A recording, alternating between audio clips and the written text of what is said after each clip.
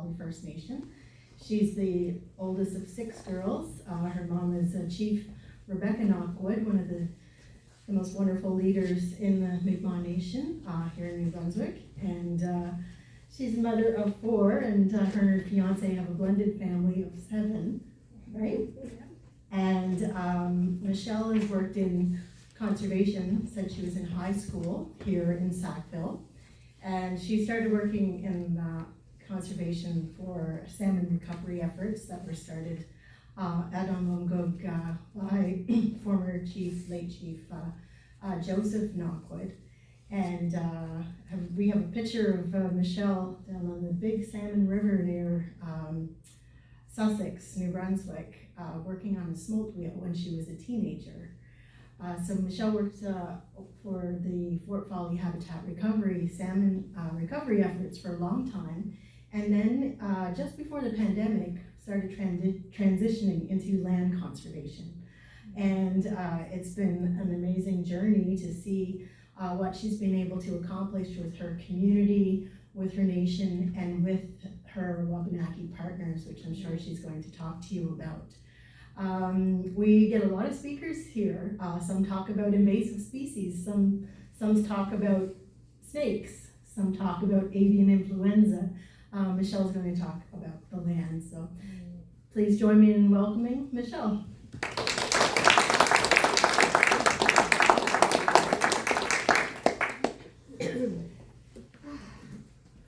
Great. Hello everyone, I'm Michelle Knockwood. As Carrie Lee mentioned, I am a community member of Fort Folly First Nation, also known as Amlamgog in my language. And this is going to be super informal. I just like to get up here and talk about what matters to me, and what matters to me is the land. I do have some handouts later on if you guys would like to look at them.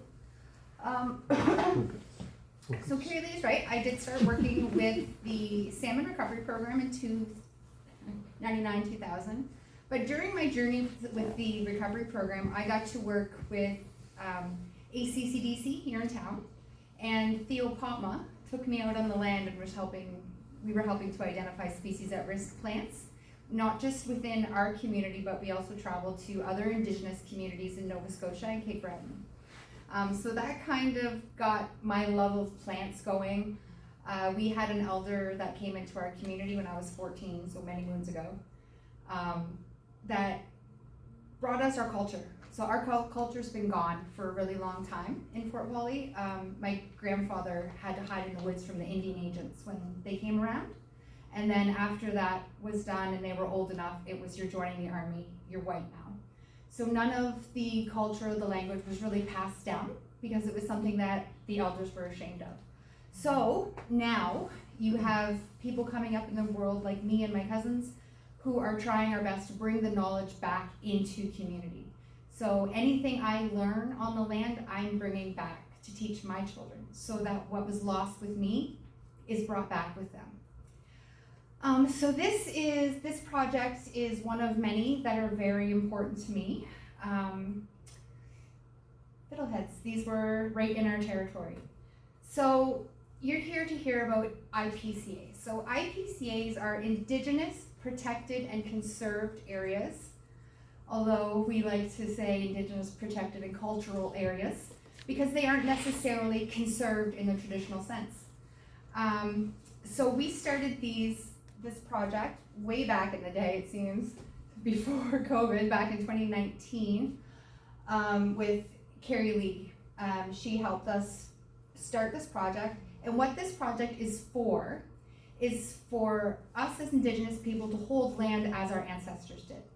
It gives us a safe space for hunting, for fishing, for trapping, for harvesting our medicines, as would have happened traditionally. So the whole idea behind this is Indigenous people have cared for the land for millennia before settler contact. When we had control of the land thrived and was healthy because our ancestors were harvesting in a way that helped the nature thrive, helped the plants regenerate, and it was done with not taking more than what was needed. So there was always lots to go around. So hopefully with this way of thinking, it's something that now we have this land back in our hands, let's protect it and care for it. Not just for me and this generation, but we're always looking at 7 generations. So what about my great grandkids? What am I leaving for them? And if you think about it, you all feel the same, I'm sure. What am I leaving for future generations? And if you think about it, we are all somebody's 7th generation. 7 generations ago in every one of our families, somebody was thinking about us. You know, what am I leaving for them? So this is what we are leaving for our next 7 generations. And I believe by having this land, it doesn't just benefit Indigenous people, it benefits all of us because it's not going to be clear cut. Here's some clean forest that it's going to be there for all of us to enjoy. So with the IPCA project, there were 4 projects in New Brunswick that were funded. So Amlamgog has its own project. The Beskamagati is another nation down in southern Brunswick, I guess that's what we'll call it. The Wolastoq have their own project, and MTI also has a project. So MTI, Mi'kmaq Wel'd'ludahan, is I'm going to call it a legal entity. It's an organization that kind of holds title for all of the 7 or 8 Indigenous communities, Mi'kmaq communities in New Brunswick. So they're an organization, and Amlamgog is a community. So we do have our own, and we all work together well. It's kind of something that's been in the process, I believe, because if we work together, we're stronger. And in the past, it's always been divide and conquer. So the Mi'kmaq, the Wolastoq, the Beskamagati were kind of pitted against each other so that we wouldn't work as well together. So now this is one of the first times where you have all of us sitting around a table calling each other family. Like it's something unreal, and we all support one another. We all have the same goals in mind.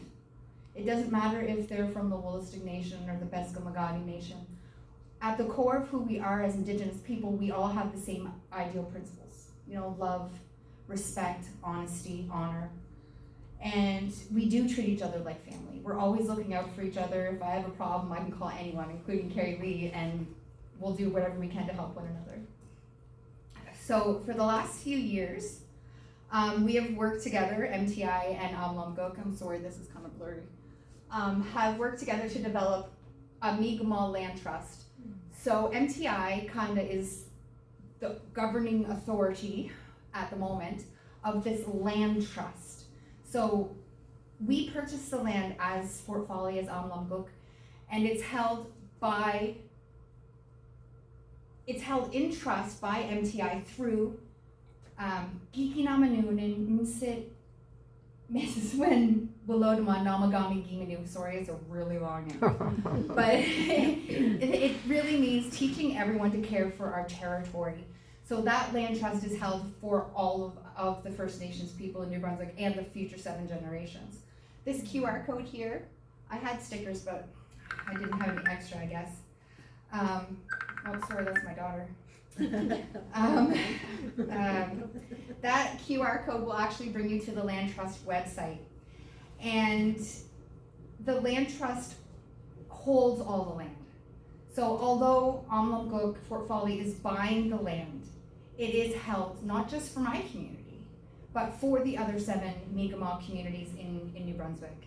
So I mean, going forward, we're always like, how can we collaborate? I want to bring down youth from Big Cove, Elsipogtok, and bring them out on my land and teach them my plants and what I have here. And maybe there can be, you know, some knowledge transfer, because we weren't known to be sentient people. We did travel.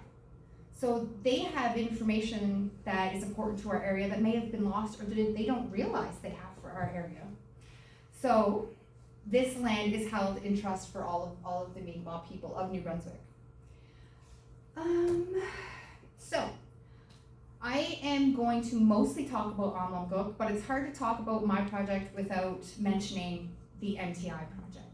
So from the time, from inception of this project, closed, both projects, MTI, and Fort Follies, we have a total of 3,817.34 acres spanning over 50 IPCA properties. And if you look at my map here, this map is specific to my community. This is Amlamgog's IPCA properties, and the ones that are in red aren't actually closed yet. Once those red properties close, which I'm working on, Fort Folly itself will have over 4,600 acres protected in this area. So you can see Rockport Point to Sackville to Beaumont. That's, to me, it's important to show my community what we can do. And by doing that, it's having these properties that are important to us, close to our community, so that I can take the elders out for a walk.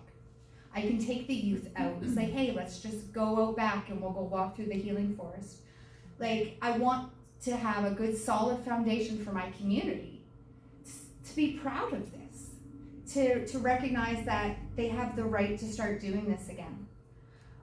Along the way, a lot of the traditions were lost, such as harvesting. But now I have these properties that I can take the kids out on. I was out last weekend, the weekend before, with some youth from our community harvesting fiddleheads. This is only the second year in my life I've ever harvested fiddleheads. And I found them myself, I figured it out. But that seems like it should be common practice, right? Indigenous people picking fiddleheads. But that's just an example of something that was lost to us. So easy to bring back, but how could I bring that back without having these lands? So, this is the map again. Going forward, these lands are for that purpose, for harvesting, for deer hunting, for moose hunting, sustainably, right? Like, we want, in the end, though, my hope is to be able to manage our own large animal herds. We should be, as First Nations people, should be the one considering the health of our moose. Who's DNR to tell me there's 768 moose on the isthmus?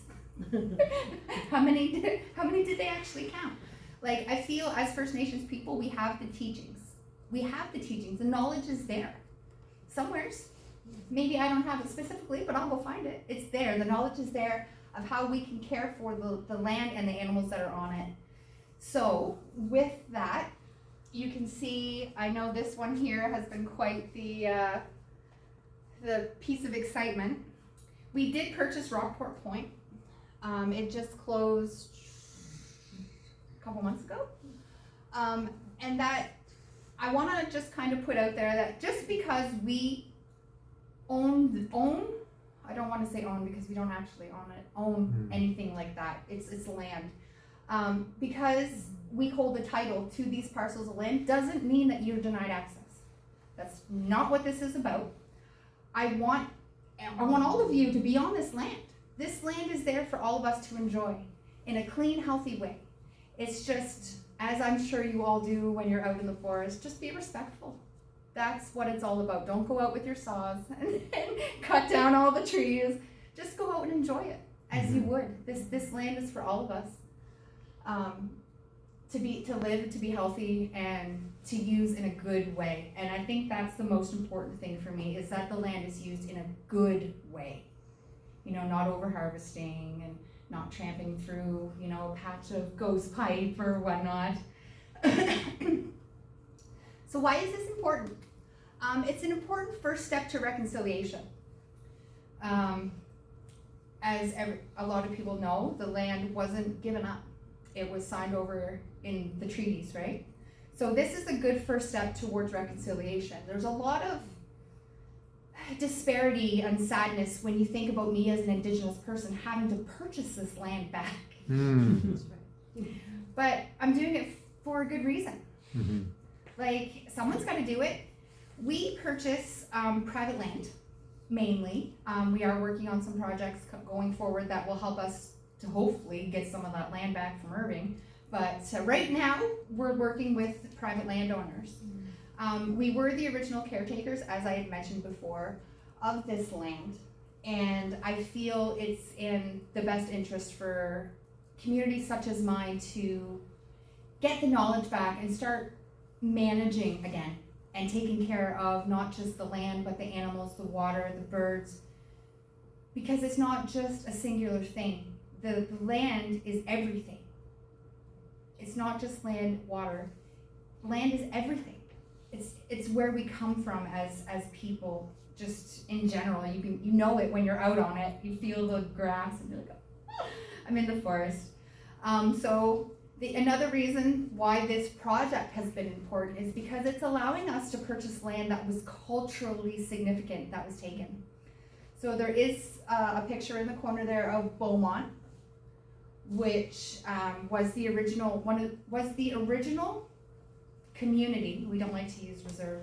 Was the original community. It was the first reserve in New Brunswick. It was called Fort Folly 1, and that's Folly Point over in the Beaumont St. Anne's area. Mm-hmm. So that is where my community was originally, until it was considered abandoned, and we were pushed kind of to Palmer's in 1970, and that land was taken over by the church. So that land is now owned by the Archdiocese in Moncton. So if I can't get that property back because I'm fighting with the church, I'm going to buy all the land around it.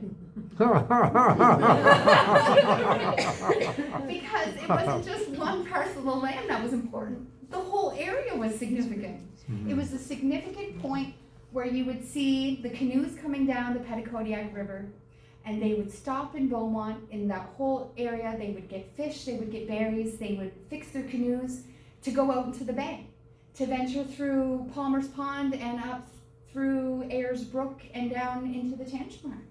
Like, this was an important area for them, a very important rest stop. And they're saying that we don't have any rights to it. Whatever. But this is what I'm doing. This is why it's important. Like, we can't lose any more. If we lose any more, I'm going to have nothing. Like, I'm trying to build it up so that my kids have something, and this is such a significant area. These headstones here were the reburials that were done from those Skull Island, right? Those white things are headstones? Yeah, these are headstones. Holy smokes. Yeah. So those would have been like through the property in the forest, and okay. Skull Island are in the back. They're where your grandma is. Yes. So up in here, there was some repatriations done of remains that were brought over from Skull Island, and they were repatriated back in the mid-90s, I think, mid-90s for sure. Okay, so that's kind of what makes that specific area important. And then any area where you were close to the water would have been significant. The people in this area they traveled by the water. You see how everything's connected. The Mermacook River, the Tantramar River, it's all connected to the Bay of Fundy, and we're so lucky that we are where we are. We're right on the point. Okay, so this is I've kind of been talking about why it's important to me. I would like to show you a little video of why it's important. I'm going to show the BSR short. So one of our IPCAs that one of the areas we've been trying to get protected is the Big Salmon River, just outside of Sussex, New Brunswick. I don't know what to say about that. The Big Salmon River, Carrie Lee had mentioned, I worked on when I was younger. That was back in 2001. I might have been like 17, 18. So the Big Salmon River is an important index river for our Inner Bay of Fundy Atlantic salmon. I don't know if anyone knows the difference, but the Inner Bay of Fundy Atlantic salmon are a protected species. So they are a species at risk, and you're not allowed to fish them. But historically, they did come up into Palmer's Pond. So there's kind of an importance within my community specifically to protect this salmon, to be able to at least help bring some numbers back so we don't lose it too quickly. And also this runs along the Fundy Trail Parkway. So on mile marker number 1 of the Fundy Trail Parkway, a caribou ambush site was discovered. A caribou ambush site which connects the Mi'kmaq and the Wolastoq people to this area specifically in Sussex. We shared this area. It was important for caribou. It was important for salmon. There's a beautiful cedar forest in that area. So it tells you that we cohabitated before this. We shared. We got along. And it's an important area that's not really being taken care of at this moment. There's a lot of crown land up in here, so it's all urban planted. and Irving sprayed. So I'm just gonna play you a little video. Hopefully it works. Indigenous-led long-term commitments to conservation that elevate Indigenous rights and let's start that over. I'm like, responsibilities, wait a minute. putting Indigenous laws and values at It's the not how it forefront. starts. Go back. Okay. Directed by Carrie Lee.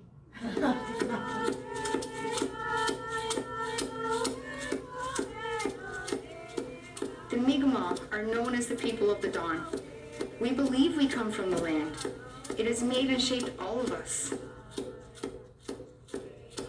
Since time immemorial, the land has provided for and taken care of us.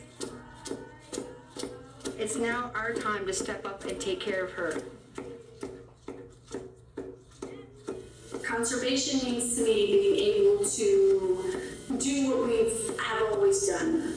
We can take care of the land like our ancestors did, protecting it for our future generations. Indigenous protected and conserved areas are Indigenous-led long-term commitments to conservation that elevate Indigenous rights and responsibilities, putting Indigenous laws and values at the forefront. Salmons are very, very important to First Nations people. I want to be able to bring that back so that the future generations can have a piece of that. Oh, I don't know what just happened there. Loading. Sorry. Technology.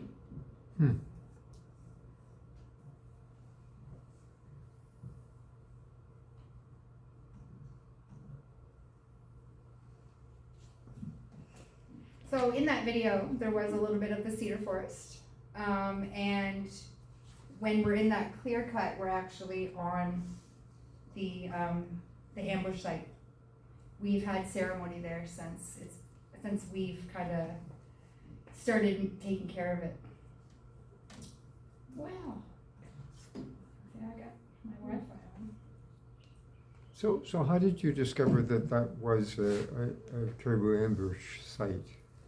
So when they started to develop the Fundy Trail Parkway, they were going to dig it up for the road. So before they did that, they had to do an archaeological kind of like assessment, I guess it would be called. And when they did that assessment, they discovered that there was indeed artifacts there. Oh. So they did a full excavation, there's just certain words, right, of that site. So with the artifacts and the hearse and stuff that were discovered, they had found artifacts that kind of connected us all. Yeah. Are those artifacts like in a museum now somewhere, or are they? We haven't even gotten the full archaeological report. Wow. That's how it goes. Oh, it's a shame it's not working. The quality is so good and the sound is excellent. Of course it doesn't want to work, right?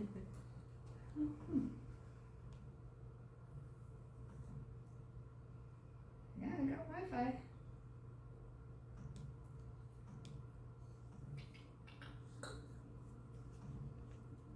Oh, goodness. So that net that was across the river there, is that part of the salmon? Yeah. A salmon assessment?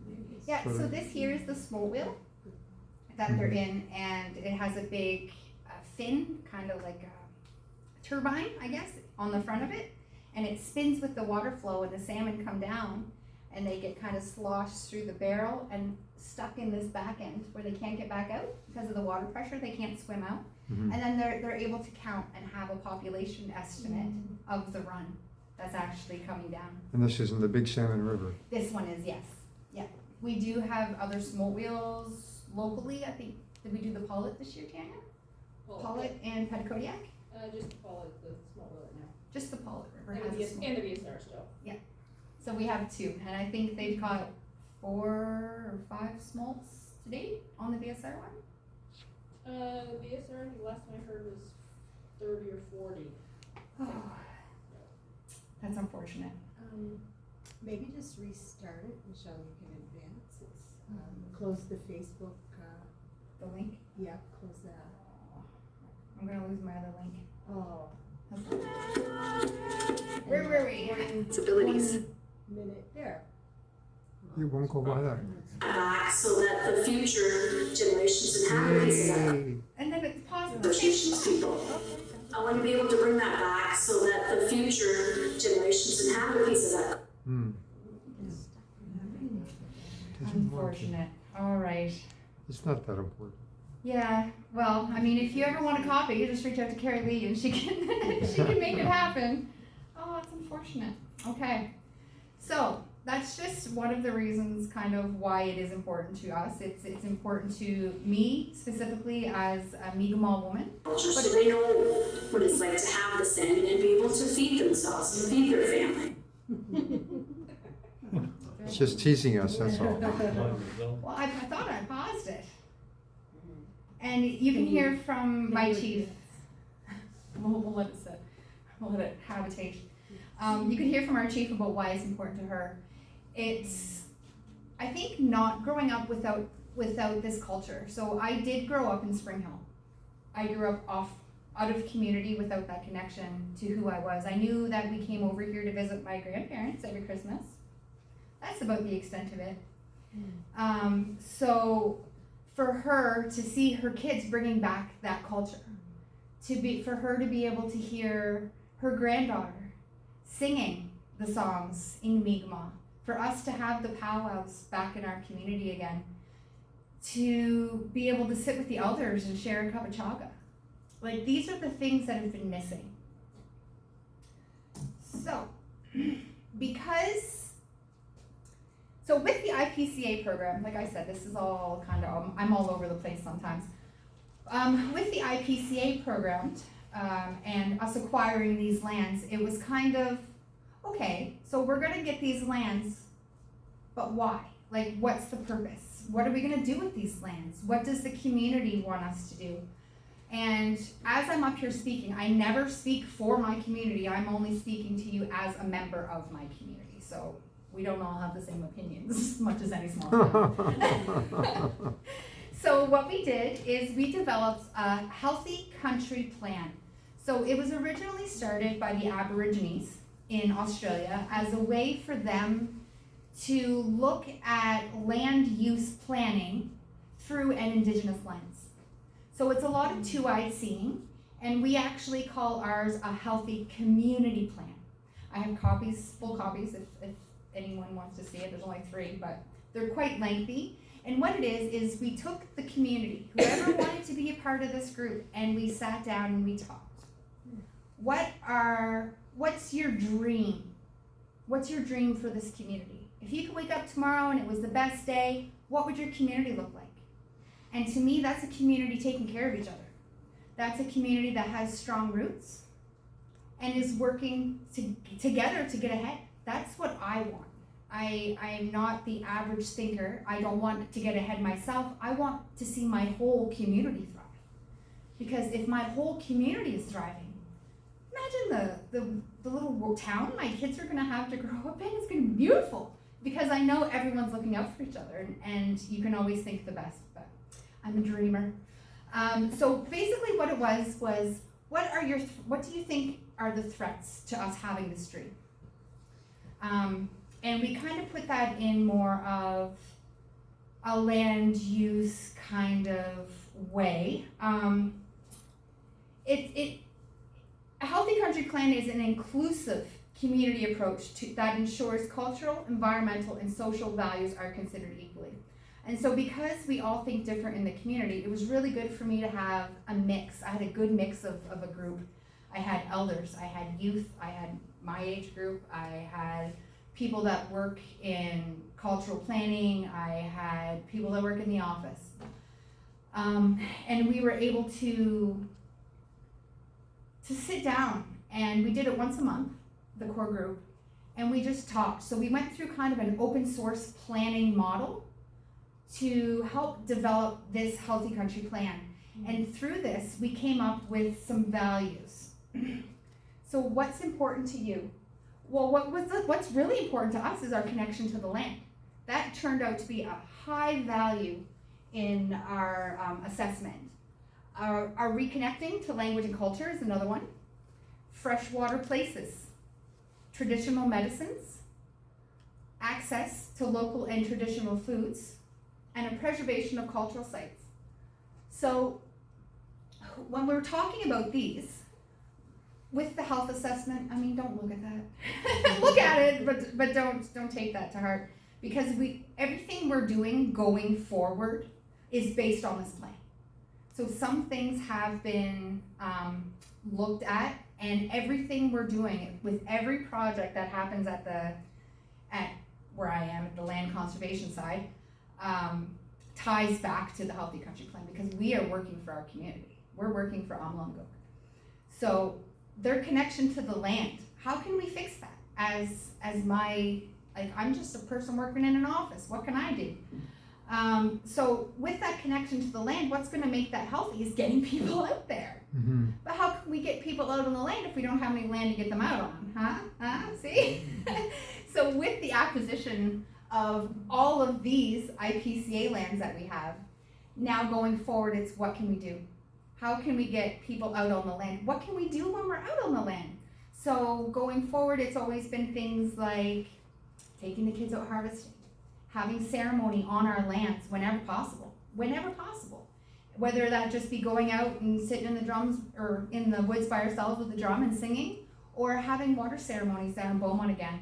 It's a way that us in our community are using the land to reconnect back to our culture, which is the second one, reconnecting to language and culture, right? So that's super important because we lost that. Looking into freshwater places, we do deal with a lot of salmon. I'm going to go over some of the projects in a minute here that we do have going on, or had going on last year, and will continue this year. What kind of things with freshwater places? So if we're looking at the health of freshwater places, we're also looking at the health of the trout, the health of the eels, the health of the vegetation around the brook, the pond, whatever we're dealing with. And you can see how that kind of goes into other things, traditional medicine, local and traditional food. So by having this land at our fingertips, we're already touching almost every single one of these. Well, we are touching because preservation of cultural sites was the one I was thinking of. So we are touching on every one of these things that are important to my community and trying to make them healthier. So what we're doing, like I said, everything goes back to our Healthy Country Plan. So we've had some projects. For me, it's been really important to focus on Palmer's Pond. I don't know if many people know where I'm talking about. You going into Dorchester, right at the bottom of the hill, there's a big pond. Train track goes over it. That's Palmer's Pond. And traditionally, it was used to fish eels. It was used to fish salmon. But in the years, CN has the bridge going right over top of it. So there's been the worry about the rail ties. So if you're in there canoeing or walking around, whatever, you can actually see where they've just kind of yeeted the rail ties over the side, just kind of whoop. So things like that kind of give us the concern of the creosote soaking into the mud. And then if I'm going to be using these eels as a traditional food source and traditional medicine for my community, am I just going to make them more sick? So one of the projects we've had for fresh waters were the Palmer's Pond projects. So we had water quality sample testing done in Palmer's Pond. And going forward, we're doing, did we decide trout samples this year? Yeah, so we're going to actually be testing trout to see what's in them. So with the water quality results, we got some fairly good answers. And I mean, I know traditionally, not only with the creosote, but CN does spray glyphosate on their train tracks to keep the weeds down, as well as there used to be some cabins there that flushed right into the pond back in the day, where there was a bear. I don't know if anyone remembers the bear. Used to be able to feed it soda. It's a grandma story. So those cabins actually flushed back right into the pond. So I was also concerned about old sewage. But come to find out, the water's pretty good except for the blueberry spraying. So now my next project is to figure out how can we as Indigenous people better maintain our blueberry fields without poisoning the river system. It was one of the better pesticides, but it still makes me mad. So last year, We did minnow traps is what we did to try and catch our eels, and it was a pit tank. We tagged our eels to kind of get a population estimate because maybe there's not eels there anymore. How do I know? Because the traditional knowledge for the eel harvesting is gone. So I'm gonna eventually have to go find someone else to come into community to show us how to harvest eels, but it's gonna be awesome. We'll figure it out. There were 72 brook trout captured in Palmer's Pond last year in these minnow traps.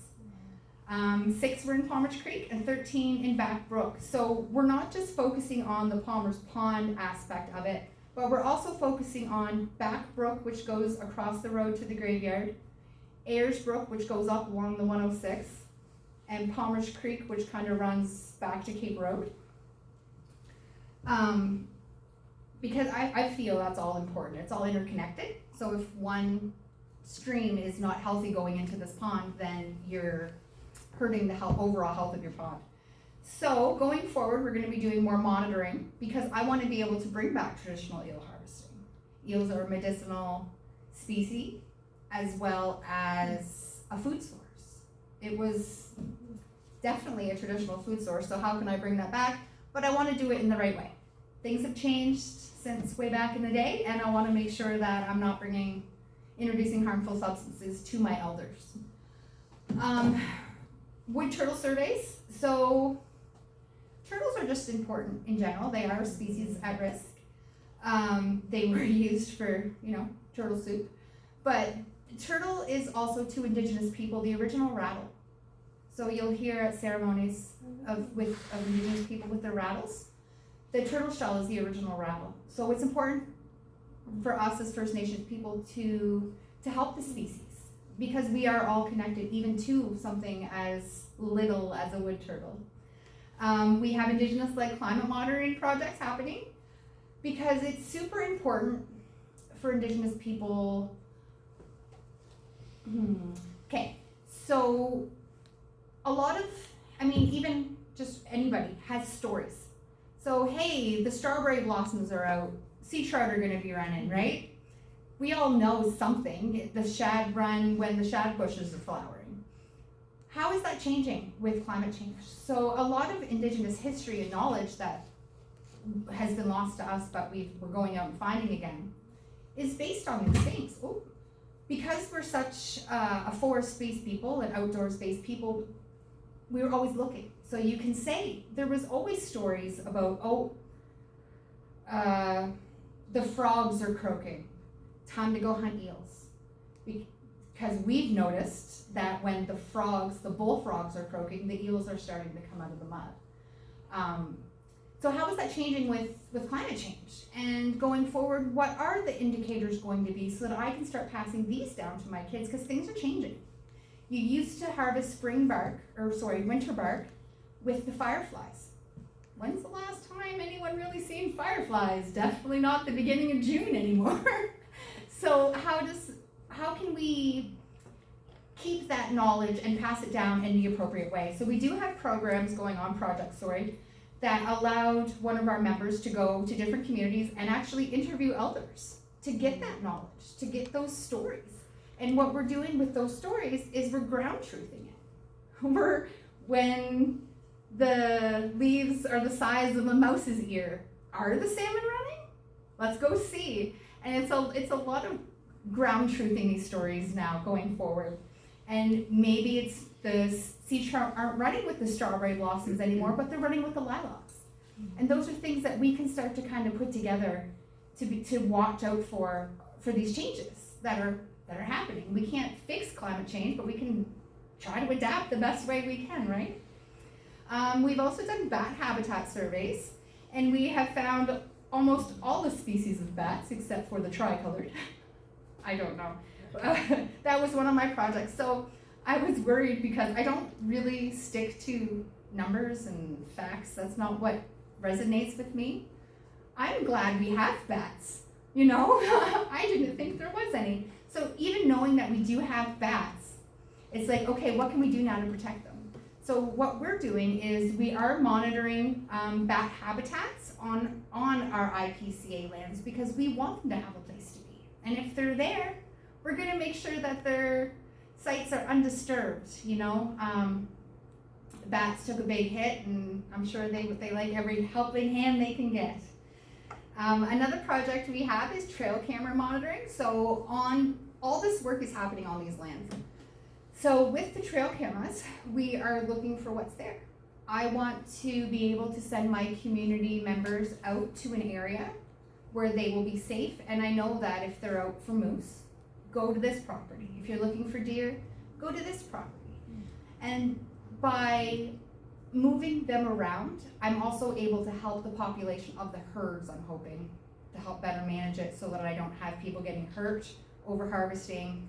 If we notice numbers are down in one area, that's a good way to start moving people to a different property. And eventually, I would like to see our hunters in the community actually giving us the health of their animals, right? Because with everything that's going on with ticks right now, the moose are hurting. And it wasn't bad enough that they were fighting against the brainworm, which was so prevalent, especially in the Rockport area. Like with the brainworm, but now they have to deal with this uptick in ticks, I guess. Yeah. So that's anything we can do to kind of monitor and figure out how we can help these populations grow instead of decline is good. I'd like to keep moose around. I'd like to bring caribou back, but that's not going to happen. As well as we're also looking for bear activity. So bear is also a traditional important food source, medicine source, spirit keeper. Like a bear is super important. Although currently we don't have anyone in community that does hunt bear. We are still monitoring it if anyone does want to. So I really feel that Fort Folly should be taking better care of the large game animals in our traditional territory.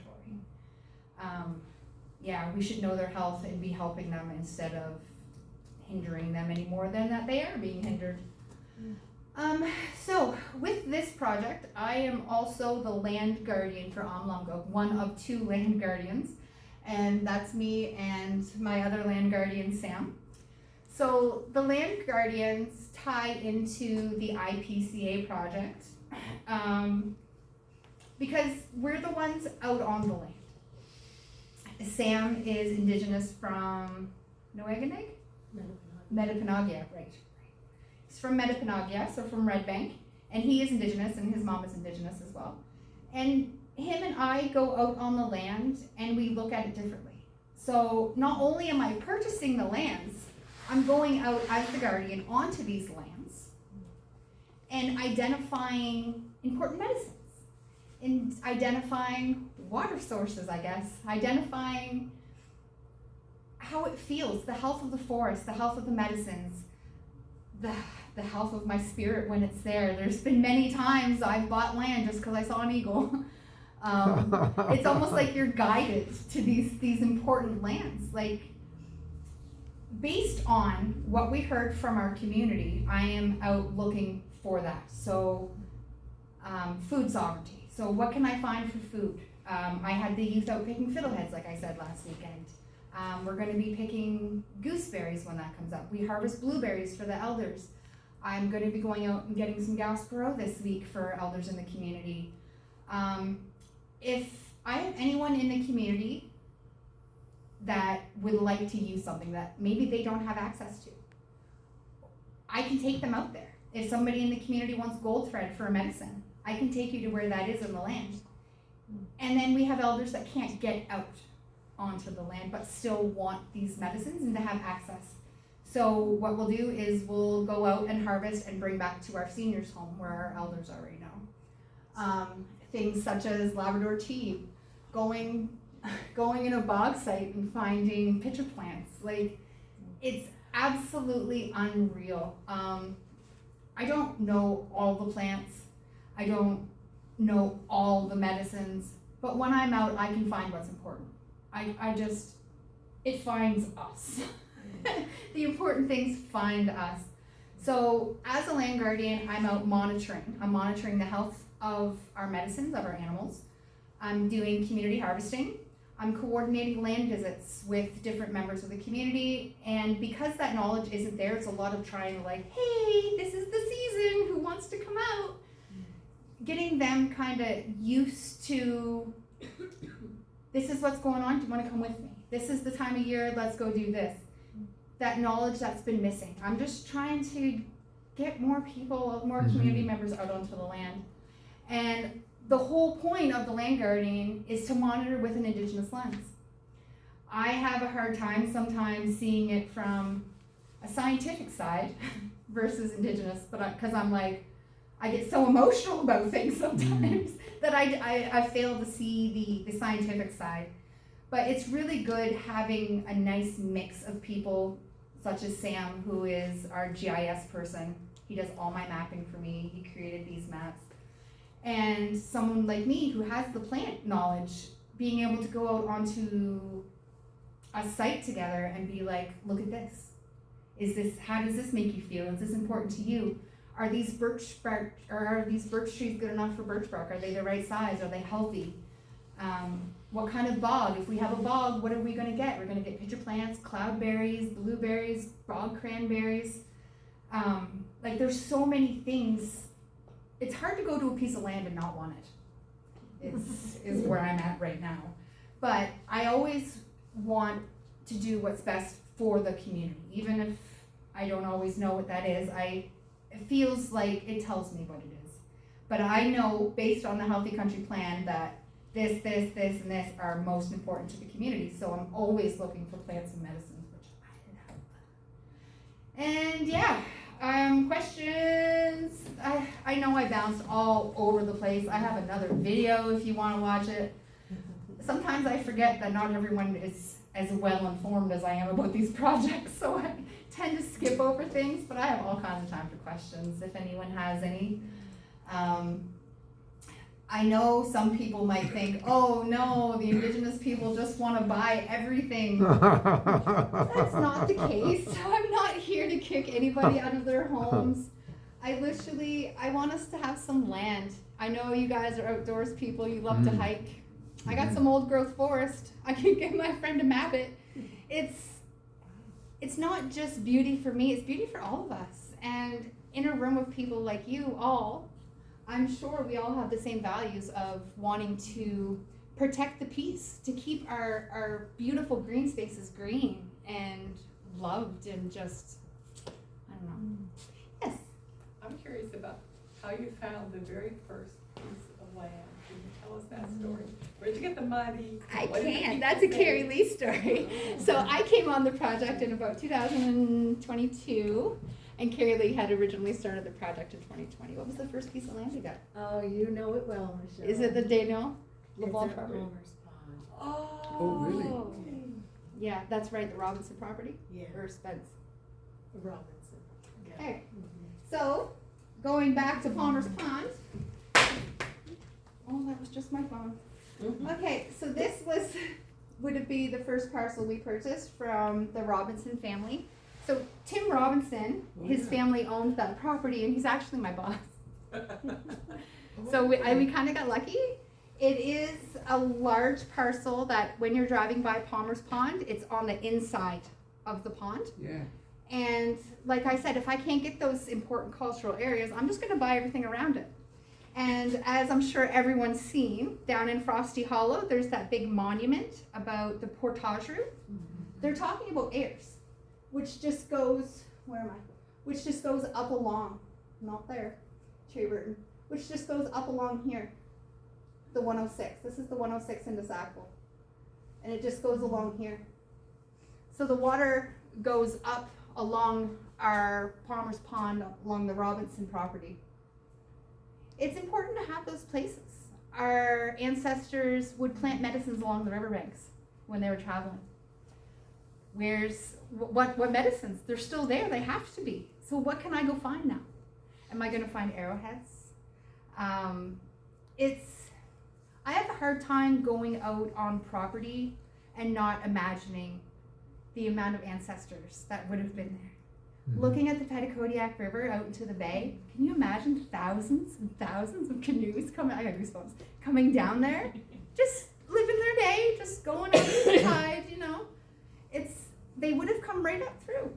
So it's important to me to kind of protect and keep those types of lands, those types of areas that were significant. There was a settlement along Palmer's Pond.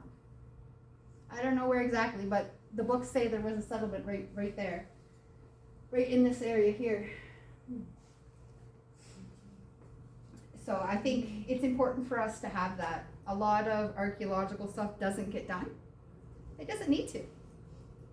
It's a running joke within the indigenous community that only white people dig other people up.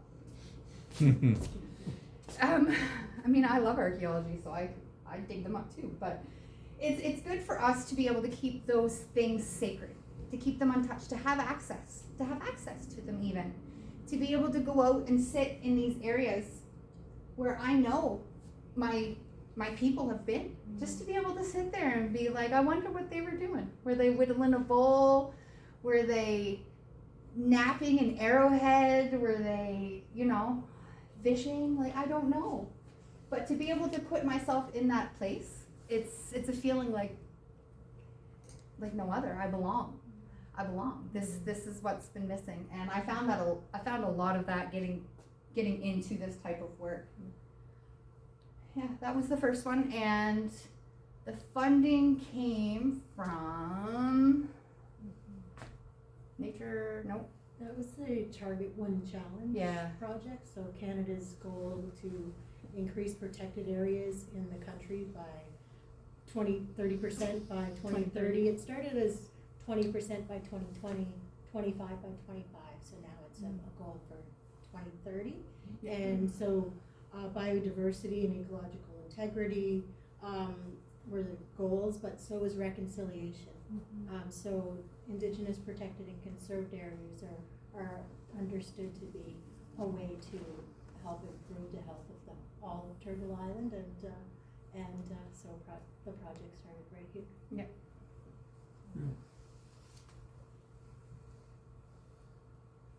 Yeah. Any questions? Yeah. Are you getting good uptake from the young people in your community to go out and do this? It's getting better. It is getting better. It's been a challenge. But it always is at the beginning, right? Like, it's something new for the kids that didn't really get it. But we do have children, such as my youngest daughter, who's 6 now, that were brought up with it in the daycare. So we've been at this long enough that we do have kids in the community now that have been brought up with it. And any chance we get, they're involved in culture. They're involved in getting out on the land. I mean, most of the kids are mine, really. Most of the kids in the community are mine. So it's getting them out on the land with me. I'll take the nieces and nephews. Like, if I have that house, that housing community where all the kids like to just be. So, we talk. Nicole does a lot of programming. My cousin, who's our cultural coordinator, does a lot of programming within community.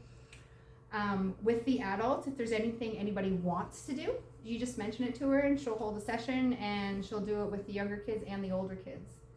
But getting the older, like the teenage, like my 14-year-old, to want to go outside and not play on his video games, I get it now. I get it. It's just not Nintendo anymore. But it's coming. It's coming. Like, now my son's really started into fishing. So it's like, hey, can I go fishing? Get on your scooter and go. Go outside. I'll see you when I look at you.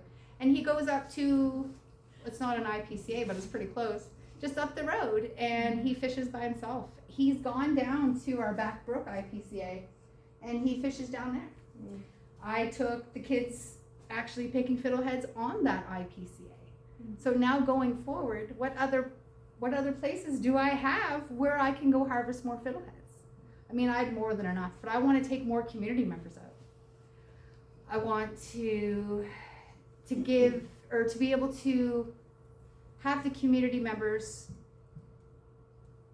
harvest from the land as they would have, as what should have been passed down, that I just didn't feel like I was indigenous enough to do.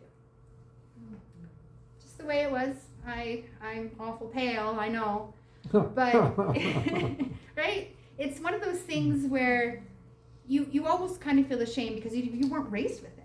I wasn't brought up this way. So trying to find it again, I don't know, I don't want to say embarrassing. It's embarrassing for me because I feel less than. I don't know, my skin's not dark enough. I wasn't raised with it. I can't speak Mi'kmaq. But it's still in me. It's in my blood. And I don't want my kids to feel that. So you have my kids now growing up, like my baby can sing, she can count, she knows more words than I do in Mi'kmaq. It's just another, I think the more they grow up with it, the easier it's going to be. Maybe the teenagers might be a lost cause right now, but when they're in their 20s, they'll come back. And Michelle, your community, like the knowledge keeper, Nicole Porter, and she works at the university here in town as well. Like that, everybody is hearing it. When you were a kid, you did not hear about medicines. You didn't hear about, you didn't speak any Mi'kmaq, but one summer we have 5 community youth, like teenagers, 15 years old, and they work 2 days a week going to the IPCA lands. And they work with me. I'm a Newfoundlander, so I did not talk about medicines. I was taking care of them safety-wise and getting them familiar with the different types of trees. And I was really surprised and impressed at the end of the summer, they all talked about medicines. And I'm like, hey, I never mentioned medicines. So that's a testament to you, your cousins, and the change that you've brought through that, because they are hearing it. Not every 15-year-old wants to do bat surveys, but the knowledge is there, and it wasn't before. So. Exactly, it's coming. We are using medicines in the community now. I just made elderberry syrup last week. Like it's coming back. Nicole did a session. Cool. Yeah. So we're going to be planting elderberries. So the more we find these medicines that we're using, the more we can bring it back into community. Mullein was something that we never used. Mullein is being used all the time now, ever since COVID. So mullein is an expectorant. You can smoke it. You can make tea out of it. It helps clear out your chest. For me, it's like taking my blue puffer. So the kids are growing up more with these natural remedies and understanding. They don't just get the medicines, they get the teachings behind it. Why is mullein important? Why does it do this? Not harvesting more than you need. Like there's different teachings that come along with this. We do have projects coming up with sweetgrass planting. So sweetgrass was a medicine that was kind of lost to our area. So now if we want to harvest sweetgrass, we're going across the water and harvesting it on, not Riverside, Albert, what's that place called? Taylor Village. Taylor Village, thank you. On the Taylor Village side, when I could always harvest it at Johnson Mills when I was younger, when I was like 14, 15. So I'm going to be partnering with NCC this year and bringing the sweetgrass teachings to them and also replanting it in the areas where we used to traditionally harvest. So these are things that are done with our community, but now we're starting to collaborate with partners. So it's not just giving the teachings back to my community, it's giving the teachings back to everybody, because I don't feel this is just my knowledge. The world would be a much better place if everyone was just, a decent human being, don't take too much, leave some for others. Basic common courtesy, right? Did you have a question? I spotted some gold thread on the weekend, and you mentioned it. How was that used? So gold thread is, if you have canker sores in your mouth, you can chew it. If you have like toothache, you can also chew it. You can steep it to a tea for your belly. I'm not quite sure exactly what, but it helps your stomach somehow. Such a tiny plant. Yeah, and so it's the root. It's the root you use. Okay. If you put your fingers in the moss and just kind of lift it up, you'll see the roots, the enzyme, and it's just gold. It's just gold. I wonder why it had that name. Yeah, and then you can look at it and then just put it back down. You're not going to hurt it if you wanted to look. You gotta look and see the gold thread of the gold thread. Yeah, and wood sorrel is another one. We teach the kids wood sorrel right from the beginning because you can eat it. You're not going to mistake it for anything else, and it tastes like lemon. No, Yeah, it's very tart. Yeah. Yeah, lemon hearts, right?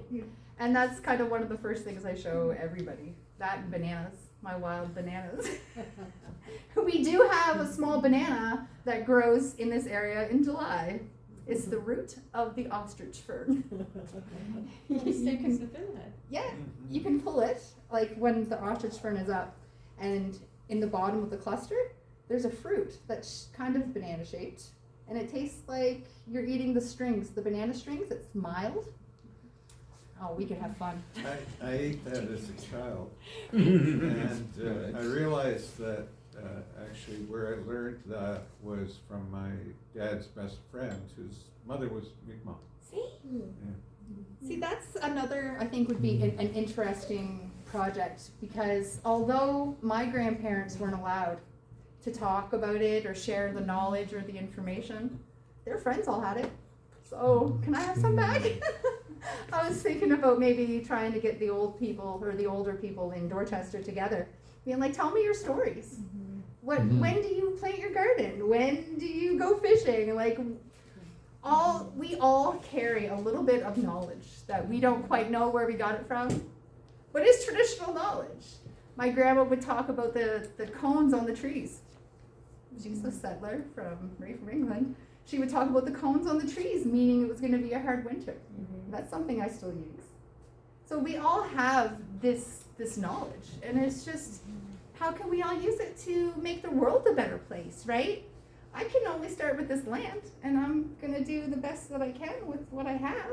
It might not be much, but I have faith that this is going to be a good program for all of us. I know there's a lot of concerns along the isthmus with climate change and rising water levels.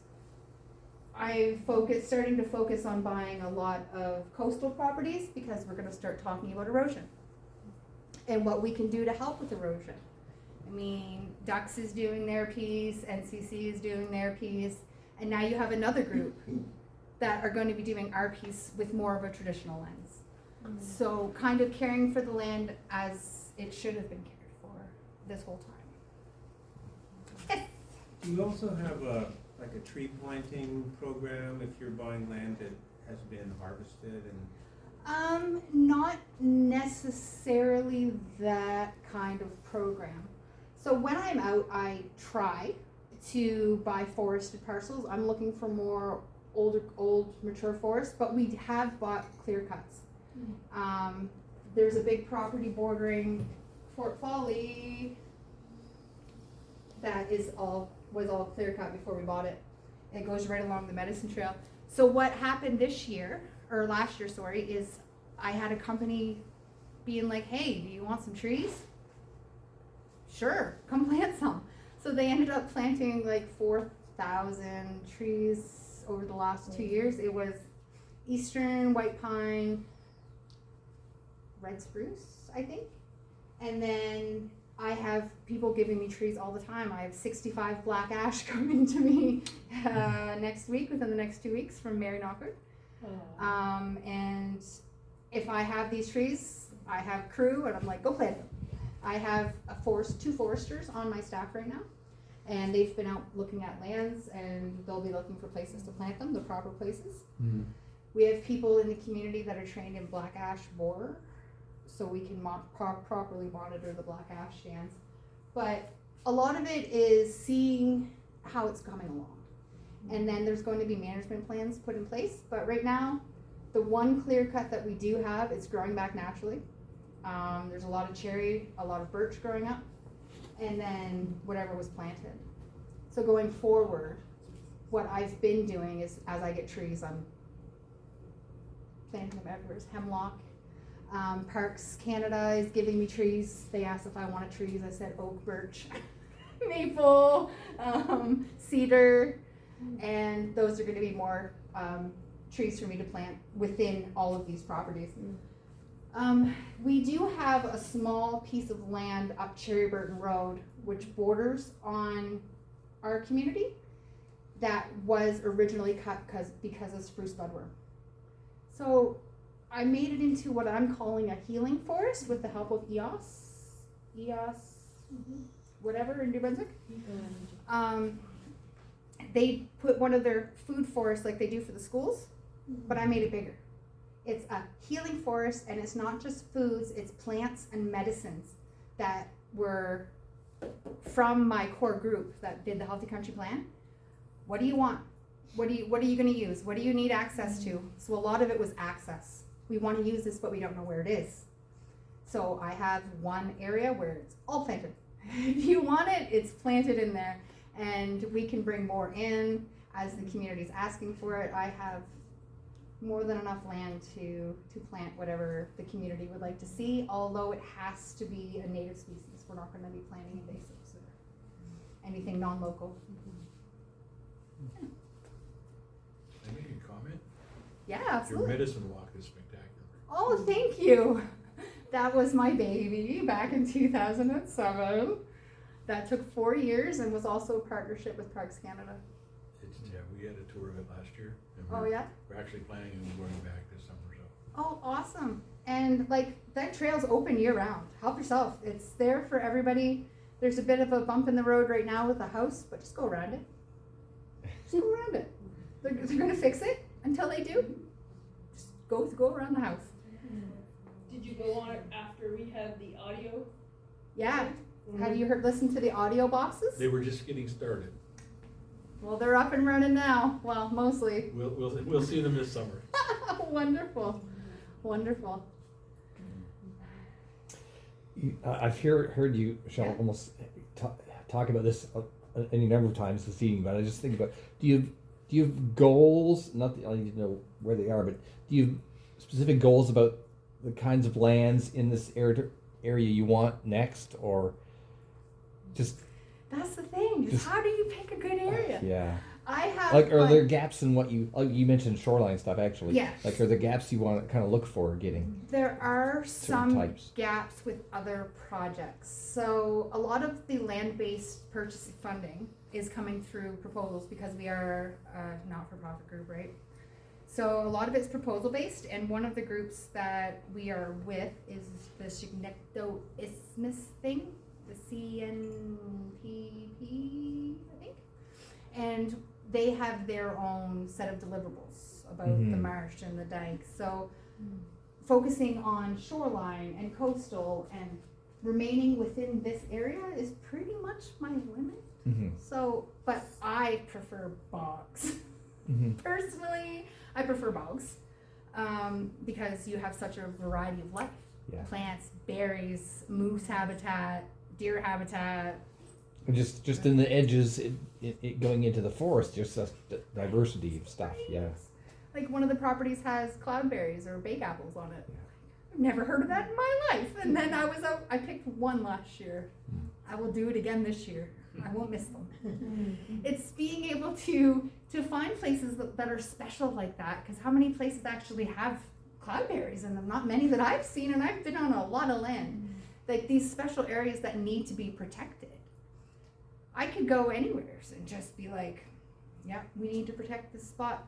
And then I'm going to work my hardest to protect that spot. Well, I can picture you see cloudberries, or you find cedar, or you find black ash, and it's like, this is a spot. Yeah, right? culturally significant species. But how can you break it down when everything's so important to us as Indigenous people, as outdoorsmen, you know? Like, it's hard, because it is also special, going into a jack pine forest. How often do you walk into a jack pine forest down in Rockport? Not often, but I was there a few weeks ago. Like, it's all these little places that you didn't realize existed until you actually get out there and are standing in the forest. I prefer old growth because I feel old growth needs to be protected. A lot of it's being cut. There's not many large trees anymore. Bogs, with all the clear cutting, our bogs are hurting, and they are big filters, as we all understand how important bogs are. And peat bogs are another big thing of mine. But for different projects and for different things that we have going on, I do want to focus more on coastal properties. And this Rockport property actually does have a Mi'kmaq name, so there's cultural significance there as well. These bogs are all beautiful moose habitat that's being clear cut on all sides of it. So where's the path for the moose? So they're gonna come from Shediac and try to get somewhere. Where are they going? They need this corridor. That's the word I was looking for, corridor. So anywhere along this corridor, it's obviously all important to somebody. So I have my own kind of things I look for when I go out, but I do kind of really want to focus on what's important to the community. Because I'm not doing it for me, I'm doing it for them. I'm just benefiting. I get to be on the land. Yeah, so there's going to be, now that we actually have, because it's been 5 years now since we've started this project. So a lot of it was buying, and working through the realtors and lawyers. And now I'm kind of at a spot where I can breathe, take a deep breath, and go out on the land. So this year we're focusing more on getting out there, taking the kids out, getting the elders if they can. I'm looking at this parcel right here, and it has a camp that you can actually drive down a road and go to.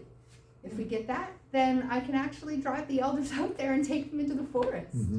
Like, there's whatever I can do to benefit anybody in my community is where I'm at right now. I want to focus on getting out on the land more, doing more walks.